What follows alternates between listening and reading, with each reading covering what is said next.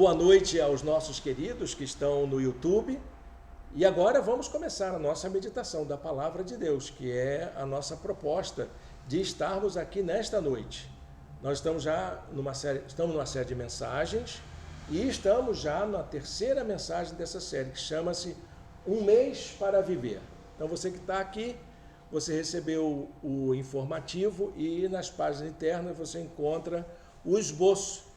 Esse esboço ele tem umas lacunas para serem preenchidas e não precisa se preocupar, não é uma prova, não é um teste.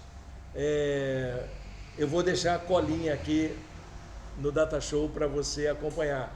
É só para você ter aquele exercício manual de prestar atenção, né, para conseguir mais uma estratégia para deixar você atenta à mensagem.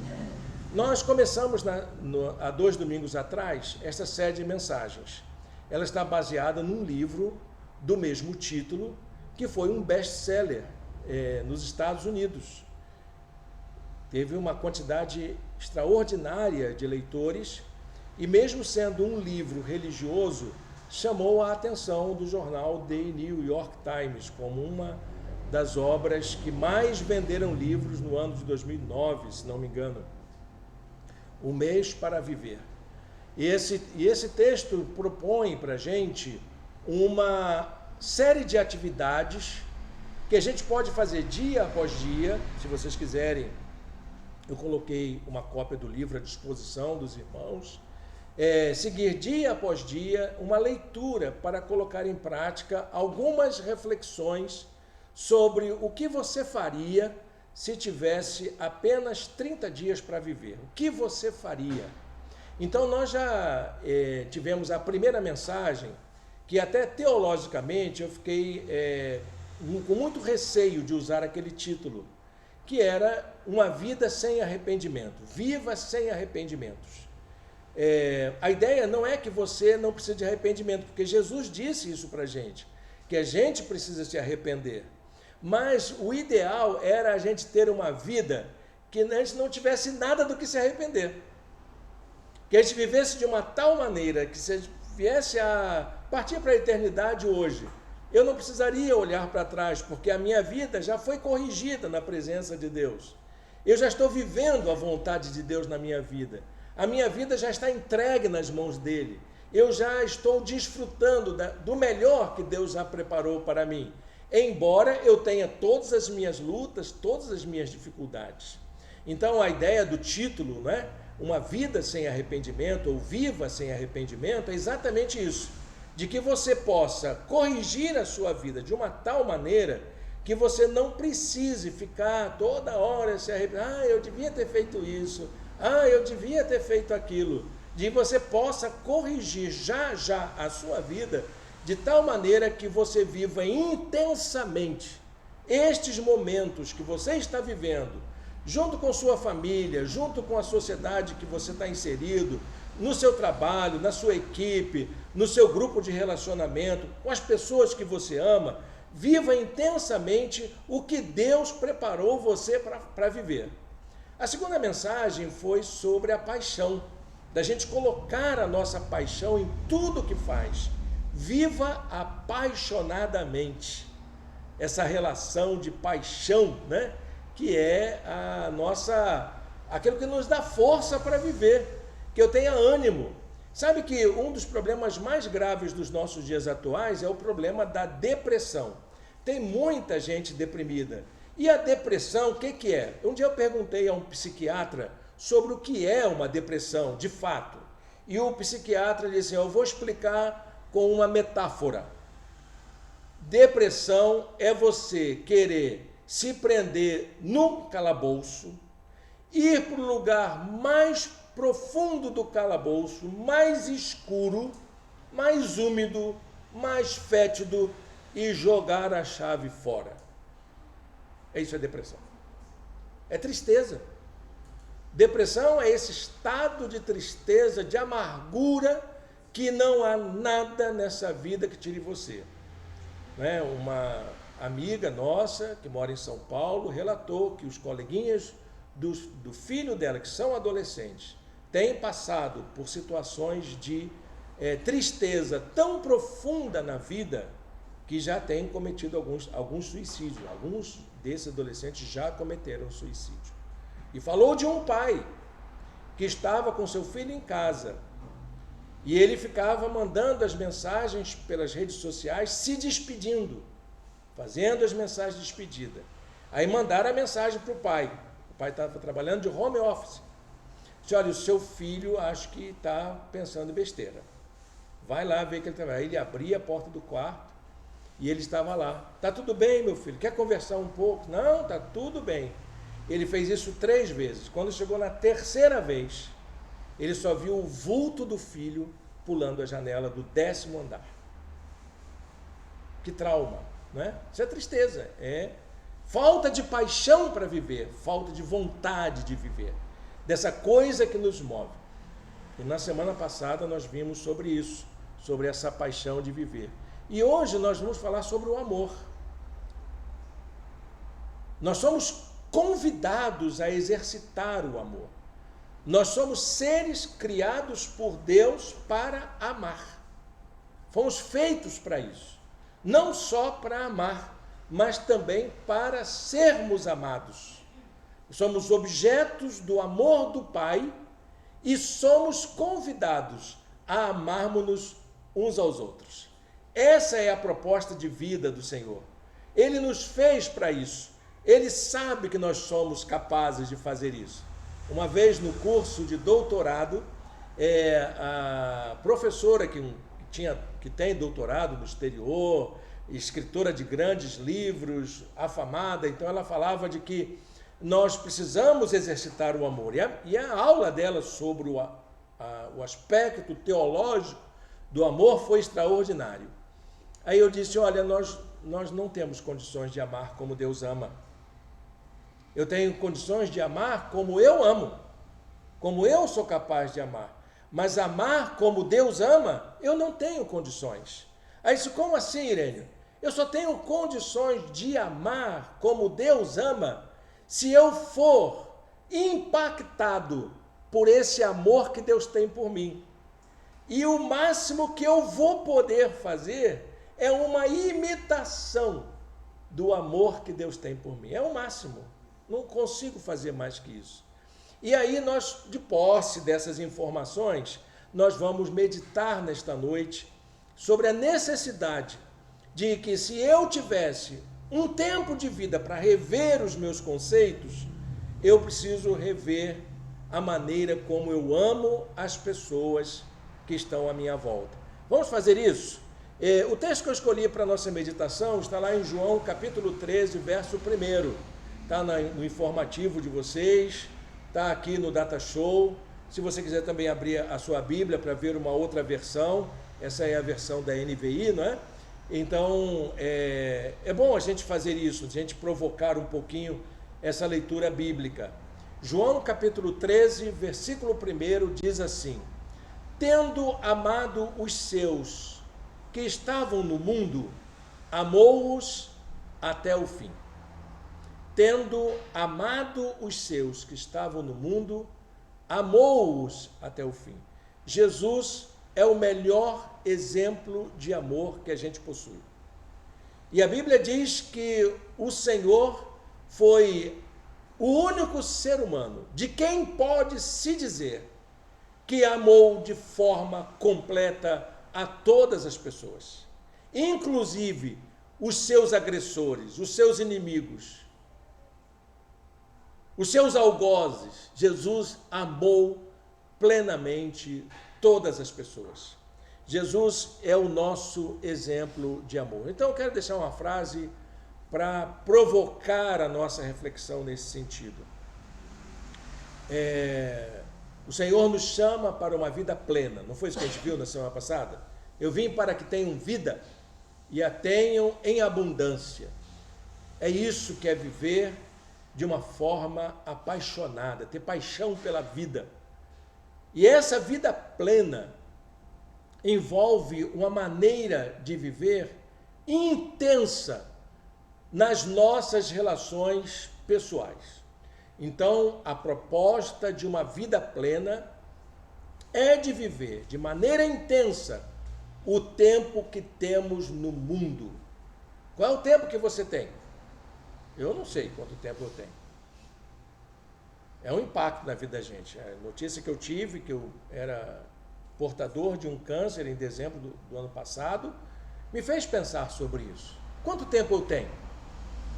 Quem sabe 1 ano, 2 anos, 10 anos, 20 anos. Eu já ouvi pessoas que têm problemas como eu tenho, que passam a vida inteira e se recuperam e são remidos do câncer.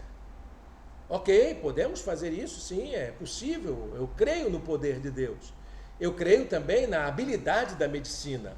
Eu sei que é possível. Mas quanto tempo eu tenho? Qual será o tempo de vida de minha vida na Terra? De repente eu estou preocupado com uma coisa, mas eu como uma azeitona e me engasgo, pronto, já vou embora. Né? Então, isso é alguém que disse, né, que ele precisava cuidar da saúde porque ele ia pular de paraquedas. Aí alguém disse para ele, você está idoso, você está com 80 anos, meu amigo, você não pode pular de paraquedas. Aí ele disse, qual é o risco que eu tenho de pular de paraquedas? Você pode morrer. Eu disse, não, eu posso morrer comendo azeitona. E aí ele foi e pulou de paraquedas. Viveu, claro, experimentou a vida dele, né? Porque é isso. Quanto tempo a gente tem, gente? Quanto tempo eu vou estar ao lado da minha esposa? Quanto tempo eu vou estar junto com os meus filhos? Quanto tempo eu vou estar junto com a minha igreja? Quanto tempo a gente tem? Então, o segredo de uma vida plena, olha, eu adorei essa frase é do livro. O segredo não é acrescentar anos à nossa vida. Eu vou trabalhar para viver até 90, 100 anos. Que lindo, né? Mas o segredo é você acrescentar mais vida aos anos que você tem. O segredo não é acrescentar anos à nossa vida, mas acrescentar vida aos nossos anos. Não é fácil viver. Se alguém disser que a vida é fácil, tem alguma coisa errada, que para mim não é fácil. Não é fácil acordar todos os dias de manhã e cumprir uma jornada de trabalho. Não é verdade? Enfrentar as dificuldades, viver o dia a dia é desgastante. Quem tem família, então, filho pequeno para criar, olha, meus queridos, minhas queridas, não é fácil. Cristina aí que está aí para dizer para a gente que criou seus filhos, seus netos, tem uma bisneta, né? Dá trabalho, né? Seus cabelos brancos provam isso. Então a gente sabe que é difícil, muito difícil, pagar conta todo mês. Fechar o orçamento de uma tal maneira que tudo se ajuste, que você tenha condições de oferecer uma vida de bem-estar para as pessoas que você ama. É muito difícil, muito difícil. E aquilo que a palavra de Deus nos aponta, meus irmãos, é essa necessidade que nós temos de encontrar algo que nos motive a fazer isso. Por que que você trabalha tanto para a sua família? Por que que você se dedica tanto às coisas que dizem respeito ao seu trabalho? E você vai dizer para mim, com certeza, é para garantir um futuro para os meus filhos, é para garantir uma segurança para a minha família, é para garantir um teto para que todos tenham abrigo durante toda a vida. É isso que vai acontecer. Não é assim que seu pai fala com você? Por que você trabalha tanto, papai? Porque eu quero te dar uma vida melhor daquela que eu tive. Eu quero te dar um conforto maior. E isso, meus irmãos, minhas irmãs, é algo que a gente precisa aprender a desenvolver cada vez mais. Por que que você frequenta uma igreja? Por que que você tem que fazer o bem? Por que que você tem que ser solidário com as pessoas? Por que que você tem que ser uma pessoa mais generosa? A resposta tem que ser por este caminho. É porque eu amo, eu quero dar uma vida melhor para quem eu amo. Eu quero trabalhar para que as pessoas desfrutem mais da vida, com mais facilidade, com mais dignidade. É por isso que eu luto, é por isso que eu levanto uma bandeira, é por isso que eu defendo ideais, direitos, é por isso que eu trabalho para que todas as pessoas tenham oportunidades iguais naquilo que fazem. Porque isso é digno, isso é humano, é isso que faz com que a nossa vida ganhe sentido. O apóstolo João, ele lança um desafio para a igreja. Ele diz: quem não ama seu irmão a quem vê, não pode amar a Deus a quem não vê. Se você não é capaz de amar uma pessoa que sofre, que passa fome, que está enfrentando luta, que enfrenta injustiça e toda forma de exploração que tem acontecido nesse mundo, se você não é capaz de amar essa pessoa e trabalhar por ela como Deus fez por nós, então você não entendeu o amor de Deus, porque foi isso que Ele fez por você. E se você não consegue amar o seu irmão, a quem você vê, você também não é capaz de amar a Deus, a quem você não vê. É um desafio que a gente tem, nós somos chamados a fazer isso. Então eu queria, nesta oportunidade, apresentar algumas ações que nós podemos fazer para amar mais as pessoas que estão à nossa volta. Eu concordo com você que existem pessoas que não são amáveis. Não é verdade? Uma vez alguém me perguntou: você tem que amar a todos. Eu pregando: tem certeza, pastor? Todo mundo? Todo mundo. O Senhor não deixou nenhum porém nessa palavra. Ele até acrescentou: você tem que amar até os que te odeiam, os que te perseguem, os que te agridem. Esse é todo mundo mesmo, Senhor? Todo mundo. Não pode ficar ninguém de fora. Então tá, como é que eu faço isso? Como que eu exercito esse amor do qual eu não sou capaz de praticar?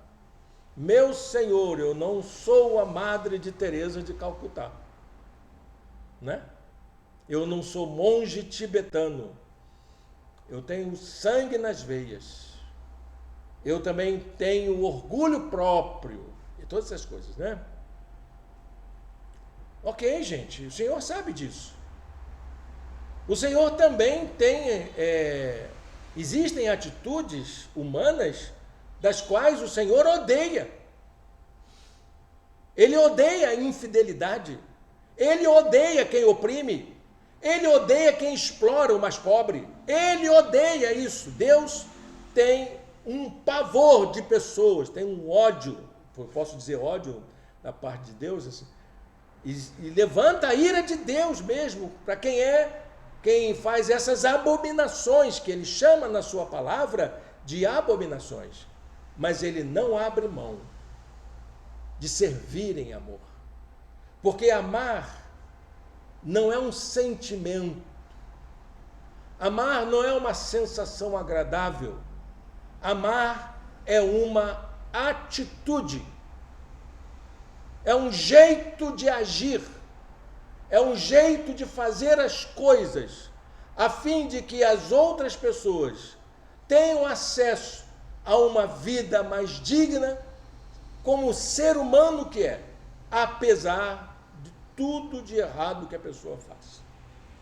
Apesar de todas as diferenças, apesar das características individuais de cada pessoa, eu preciso desenvolver com as pessoas que eu acho que não são amáveis atitudes amorosas. Você entendeu?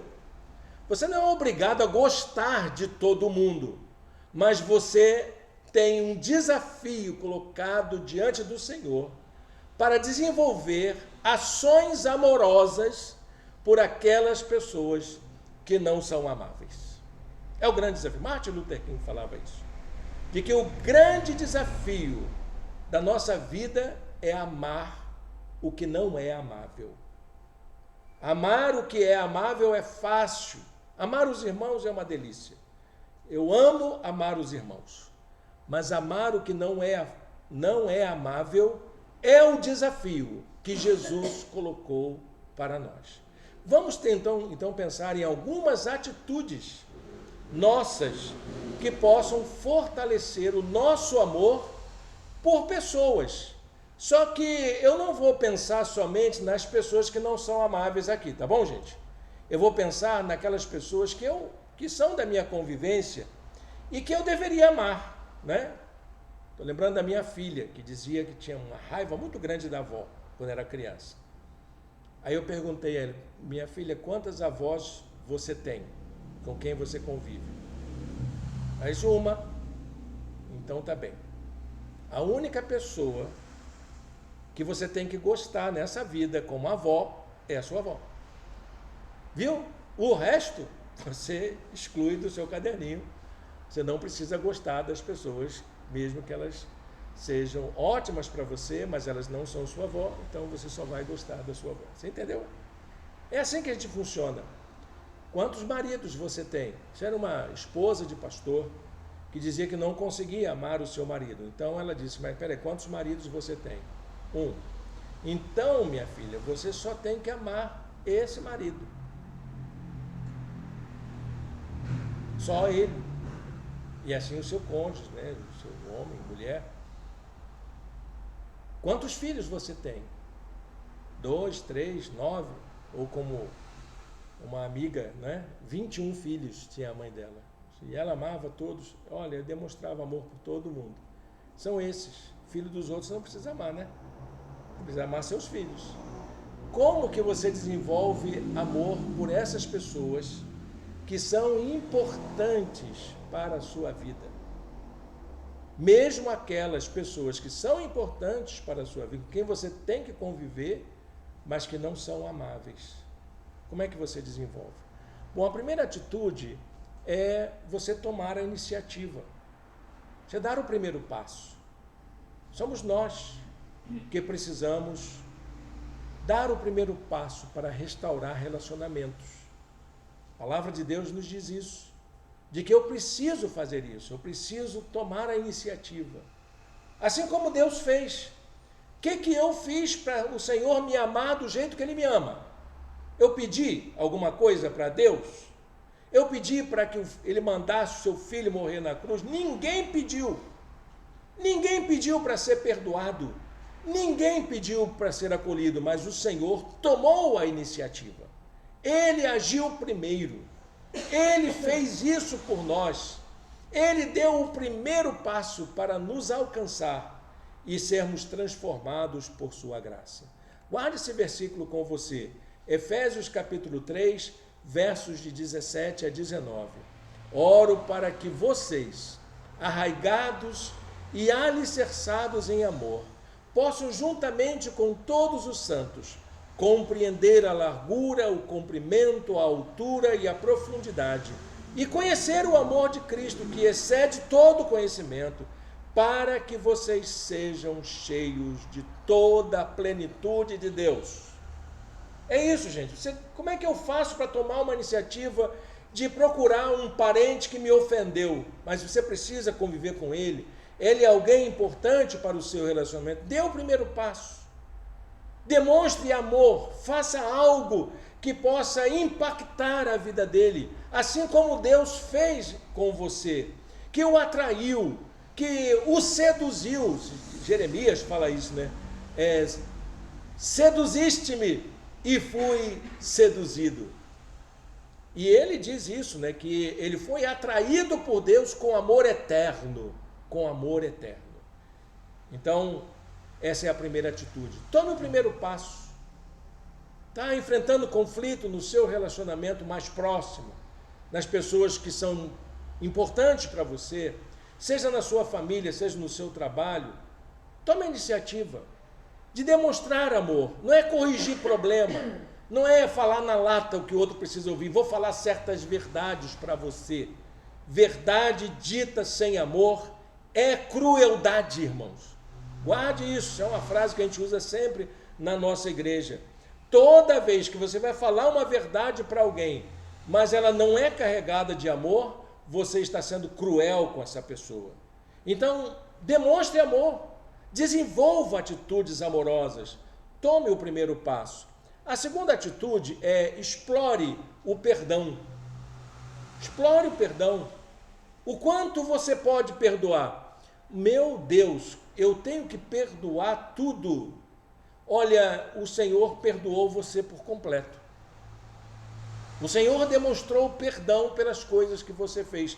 Tudo aquilo que você fez e desagradou a Deus, em toda a sua história de vida, o Senhor já perdoou.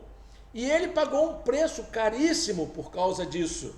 Ele teve que olhar o seu filho sendo crucificado, sendo morto lá na cruz, por causa de gente como a gente, pecados como os nossos, humanos, dessa maldade humana que nos constitui.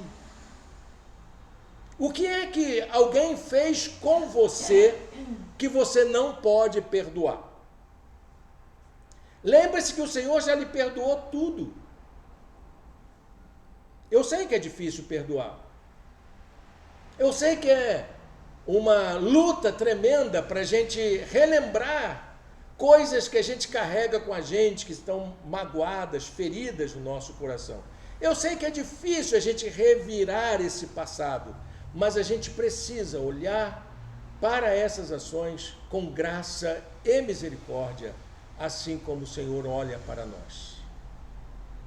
É um esforço? É. É difícil? É. Mas não há nada mais saudável, mais salutar do que você se curar dessas feridas. Sabe aquelas coisas que você não perdoa e que você fica desejando vingança, que alimenta remorso, rancor? Eu diria para você que esse sentimento se parece com alguém que quer dar um veneno para o outro, mas ele toma o veneno para si, ele bebe o veneno, porque só quem sofre é você. Mágoa, ressentimento só afeta a vida da gente. O perdão, ele tem uma dimensão muito mais profunda, porque ele é terapêutico, ele nos cura. E muitas vezes nós precisamos de ajuda para poder perdoar. A palavra de Deus diz assim: mas se vocês não perdoarem uns aos outros, olha quanto o perdão é profundo. O Pai Celestial não lhes perdoará as ofensas. Além de você ficar doente, de você ficar cheio de tique-tique nervoso, né? Ainda se fala isso? Não, né? Antigamente que dizia isso. Além de você ficar com seus traumas, com seus problemas, com as suas situações de transtorno na sua saúde mental, você também não será perdoado pelo Senhor. Você não perdoa por causa do outro. Você perdoa apesar do outro, porque o perdão, ele te abençoa. Ele te abençoa. Ele faz bem para você. Ele te cura. Ele restaura sua espiritualidade e sua saúde mental. Tá bom, gente? Lembre-se disso. Terceira atitude: supere seus próprios obstáculos para viver em comunhão. Eu não quero visitar minha família porque lá se escuta pagode. É sua família?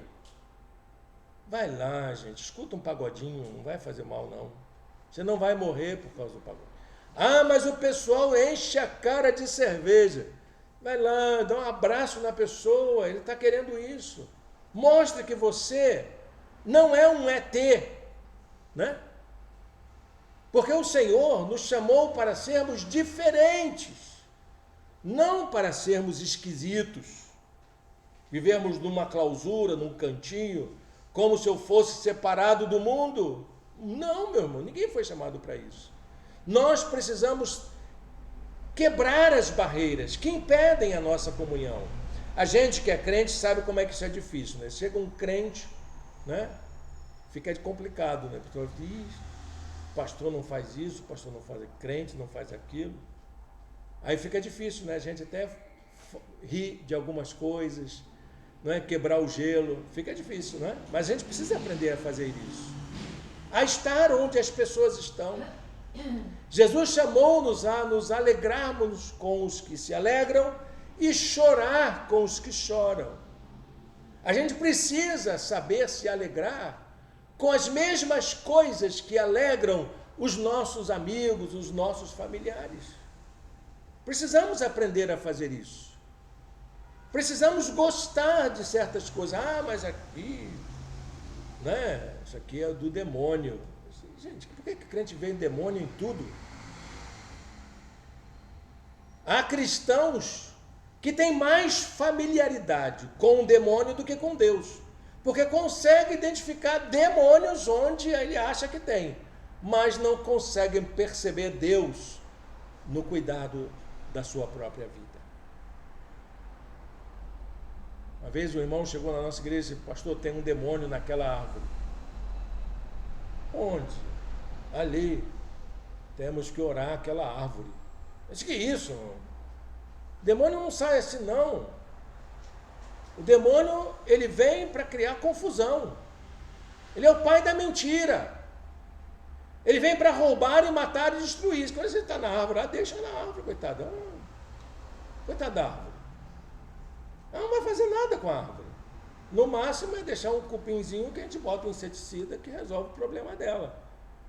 Mas eu vou me preocupar com isso? Eu vou me preocupar onde o diabo está matando gente, onde ele está destruindo relacionamentos, onde ele está roubando a alegria das pessoas. É lá onde eu tenho que vencer as barreiras para levar o amor de Deus, a alegria de viver para essas pessoas.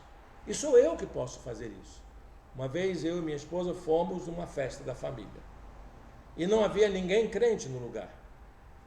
E todo mundo estava se alegrando, estava realmente divertido o lugar, mas eles beberam muito, e acho que a bebida abaixou a bola.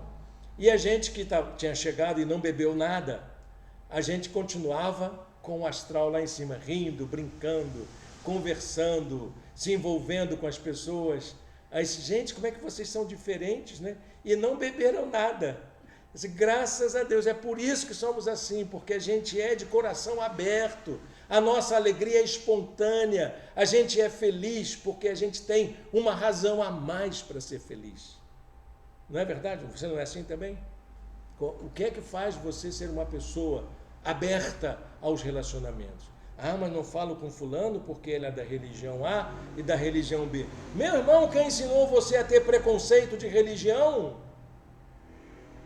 Nós não somos dessa natureza. Esse não é o Evangelho. A Bíblia diz para a gente acolher a todas as pessoas, porque todos são criados à imagem e semelhança de Deus. Ah, mas eu faço isso porque ele tem um problema moral A, o problema moral B, o comportamento A, o comportamento C, porque ele faz isso, ele faz aquilo. Se eu não vou falar sobre isso. Sabe por quê? Porque a Bíblia diz que Deus não faz acepção de pessoas. Ele acolhe a todos e todas em amor, na mesma forma de igualdade. E quem é que faz a obra regeneradora? Não sou eu, não é você e nem é a igreja. Quem faz a obra restauradora é o Espírito Santo de Deus. É Ele quem nos habilita a estar na presença de Deus. A obra é dele, não é minha. A obra é do Senhor. Eu não sei onde esses cristãos arrumaram esses preconceitos, discriminações. Não cabe no Evangelho. O que cabe no Evangelho é o que está em Romanos capítulo 15, versículo de número 7. Portanto, aceitem-se uns aos outros da mesma forma que Cristo os aceitou, a fim de que vocês glorifiquem a Deus. Acolham a todo mundo, acolham a todas as pessoas, porque foi assim que vocês foram acolhidos, por Deus, no reino dele. Então acolha todas as pessoas, ajam dessa maneira, e isso é uma atitude amorosa. Quarta atitude, resolva seus conflitos, porque nós temos nossos problemas, não é? Nossos cacoetes, nossas manias, nossos preconceitos, todo mundo tem. Eu também tenho os meus. Eu tenho dificuldades enormes na minha vida de compreender determinadas situações. Tenho, eu confesso, mas eu preciso aprender a enfrentar os meus conflitos interiores. Esses problemas são meus, sou eu que tenho que resolver meus problemas. O cristão tem que ser uma pessoa bem resolvida com os seus próprios problemas. Claro que eu sei quais são os meus limites. Eu sei quais são as minhas circunstâncias. Eu preciso aprender a lidar com elas. A palavra de Deus também diz: nenhuma palavra torpe saia da sua boca. Toda vez que você enfrentar um conflito, a sua parte nisso é se controlar. Você sabe o que faz você falar aquele palavrãozinho? Segura. Controle-se. Você sabe onde é o seu ponto fraco. Você sabe onde vai tropeçar. Então não abusa. Não vai adiante. Você sabe onde o diabo pode tentar você. Você sabe disso. Você sabe qual é a sua fraqueza. Então a sua parte nos conflitos interiores que você tem é se controlar. Paulo diz isso aos Efésios: nenhuma palavra torpe saia da boca de vocês, mas apenas a que for útil para edificar os outros, conforme a necessidade, para que conceda graça aos que a ouvem. É isso.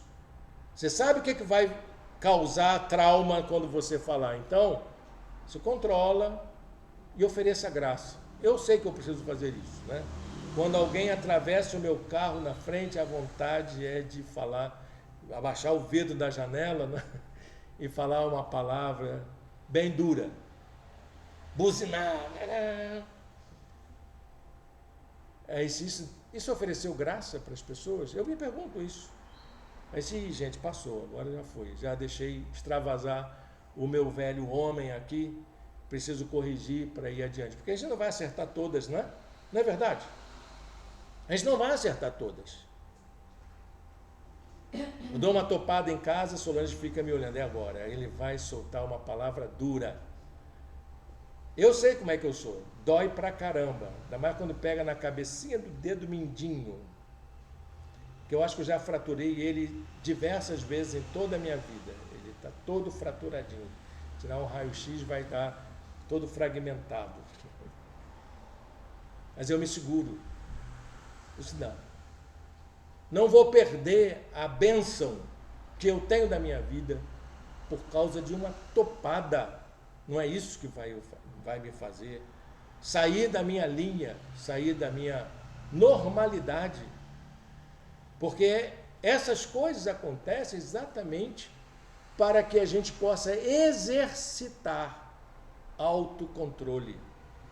Por que tem tanta gente que vem infernizar a tua vida durante o dia? Você está quietinha no teu canto, vem um sujeito lá para te perturbar, para você exercitar autocontrole. Porque a sua parte, diante dos seus conflitos interiores, quem tem problema é você, e é você que tem que se controlar. Aí Deus faz o quê? Tem a parte de Deus também, Ele vai fazer isso. Ele vai te dar sabedoria para você lidar com os seus conflitos. Você vai aprender a lidar com eles na sua palavra, na convivência, nos seus relacionamentos. A sabedoria que vem do alto é, antes de tudo, pura, depois pacífica, amável, compreensiva, cheia de misericórdia e de bons frutos. A última atitude amável que a gente pode ter com as pessoas mais próximas da gente, com quem a gente convive, é agradecer a elas. Ser agradecido pelas pessoas que já nos abençoaram em toda a vida. Você lembra quem te abençoou na sua vida? Eu lembro muito bem. Lembro do meu padrinho. Quando eu era criança e eu não tinha uma roupa para vestir. E a primeira roupa para ir a uma festa foi ele que me deu. Lembro da minha professora, na última série do primário, antigo primário, e ela via o quanto eu era interessado em aprender e me relacionar com as pessoas. Eu tinha uns 12 anos.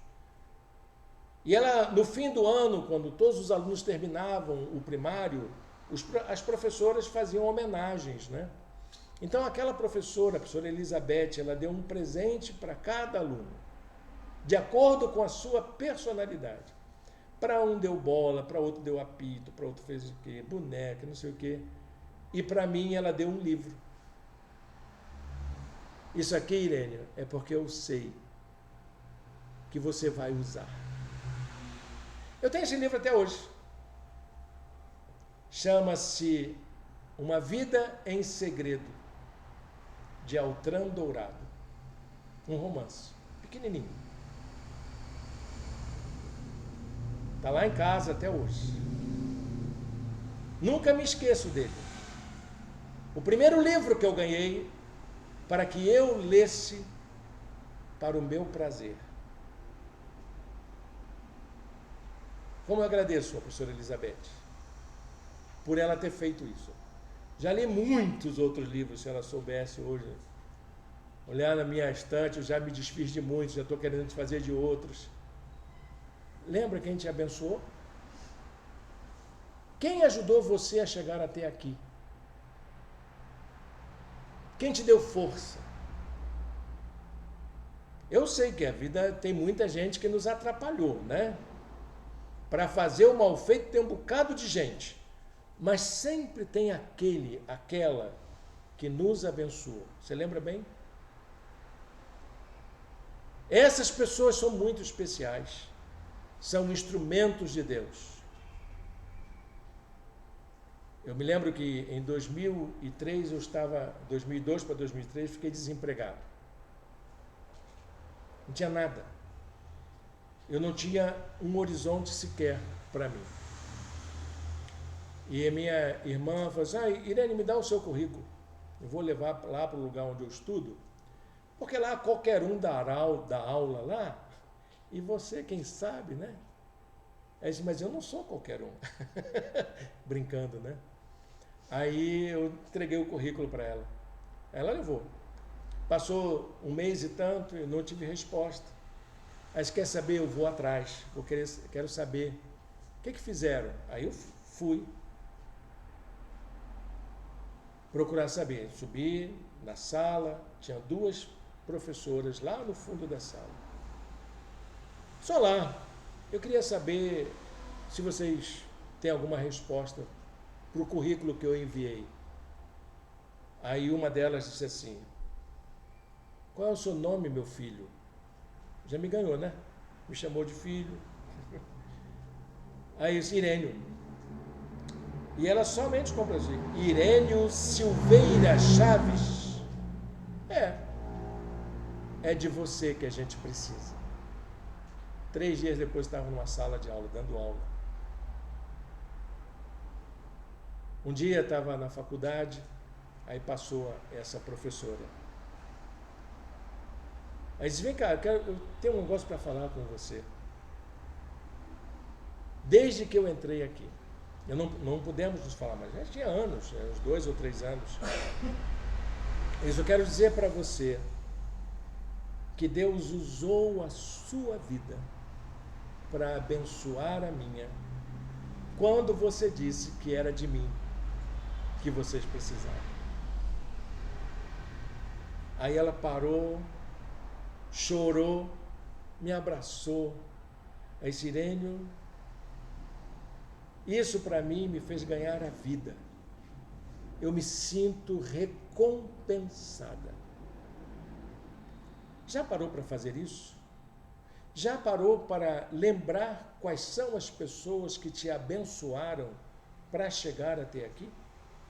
Quem que te ajudou? Quem colocou uma palavra de encorajamento para você não desistir e você conseguir ir adiante e ser a pessoa que você é? A palavra de Deus nos chama a fazer isso. Moisés, quando estava preparando a Josué, ele disse que o Senhor, o Deus dos seus antepassados, os multiplique 1000 vezes mais e os abençoe conforme eles prometeram. Que Deus use sua vida Que Deus faça com que você vá adiante e todas essas pessoas que te abençoaram até aqui, que o Senhor multiplique isso 1000 vezes mais em toda a sua vida. Para a gente terminar essa reflexão, gente, guarda com você esse versículo. Jesus disse: vocês são o sal da terra. Sabe para que existe sal? Sal é para dar sabor, para dar significado. Uma comida insossa é intragável. Uma comida com muito sal também é da mesma forma intragável. Você precisa temperar no ponto certo. E somos nós que somos chamados a sermos o diferencial de um mundo que se perdeu. Nós podemos fazer a diferença, ser o tempero na dose certa, para que a nossa família ganhe significado, para as pessoas com quem nós convivemos ganhem significado. O Senhor nos chamou para isso, para a gente ser a diferença no mundo em que nós vivemos. Por isso eu quero convidar você a se colocar de pé nesse momento e a gente orar ao Senhor, no sentido da gente buscar a direção dEle para a nossa vida. Que o Senhor nos use, que o Senhor fale ao nosso coração a cada dia. Feche seus olhos, fale com Deus nesta hora. Senhor Deus e eterno Pai, muito obrigado, Senhor, por esta palavra, nesta hora, que o Senhor multiplique Tua bondade sobre nós e nos capacite, Senhor, a exercitarmos a nossa prática de amor ao próximo, de exercitarmos as atitudes que possam levar alegria, esperança, felicidade para as pessoas com que nós convivemos, e que isso seja um demonstrativo do seu amor por todos nós, no nome de Jesus. Amém e amém. Bem, gente, só para dar uma palavra aos irmãos que estão conosco no YouTube, vamos continuar fazendo o nosso tempo de oração, que Deus fale conosco na nossa igreja. Seguimos adiante e no dia 30 de julho, né, nós vamos fazer um domingo diferente aqui, que é o Domingo na Roça. Então daqui a 2 domingos nós vamos nos reunir aqui, convidar nossos amigos, nossos familiares, para a gente assistir uma celebração da nossa igreja e ficarmos aqui para a nossa confraternização. Dizer para os irmãos que nós agora já experimentaram, né, o nosso cafezinho, nós já temos estrutura para fazer um cafezinho aqui, né? E que Deus nos abençoe para que esse café produza muitos frutos nos nossos relacionamentos.